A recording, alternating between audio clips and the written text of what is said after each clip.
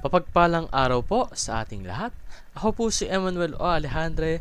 Ito po ang aking daily devotion ngayong March 26. And for today, ating pag-uusapan kung may division ba sa church ninyo or the Eastern Church.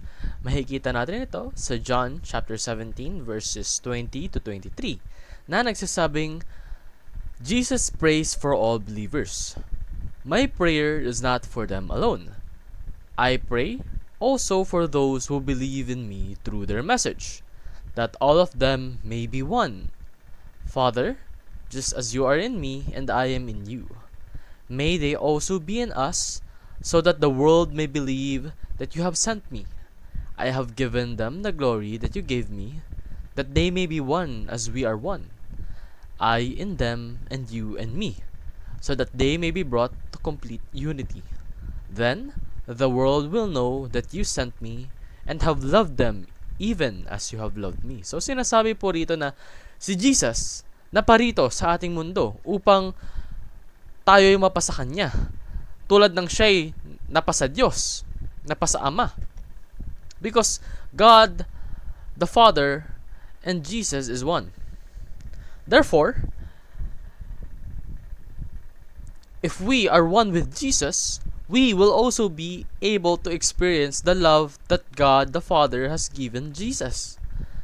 Because true unity is spiritual, not merely organizational. Hindi po porket magkasama kayo sa isang samahan, grupo, organization is may unity na kayo.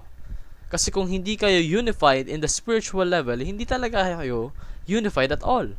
True unity is when you are one in soul, in mind, in body, in heart.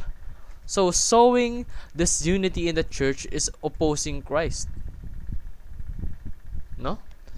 Kapag daw po hinahayaan mo pang magkaroon ng division sa church ninyo, it's the same as opposing Christ, because Christ's goal is for us to be one.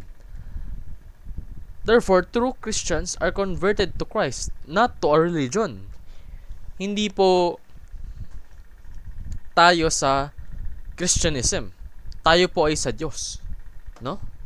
So let's pursue unity in Christ and avoid causing division. Let us love fellow believers despite our differences, and let us focus on what unites us rather than what divides. What unites us, that's Jesus. Yun lamang po ang aking daily devotion. Maraming salamat sa pakikinig. Pagpalain po tayong lahat, and let us all give glory to God.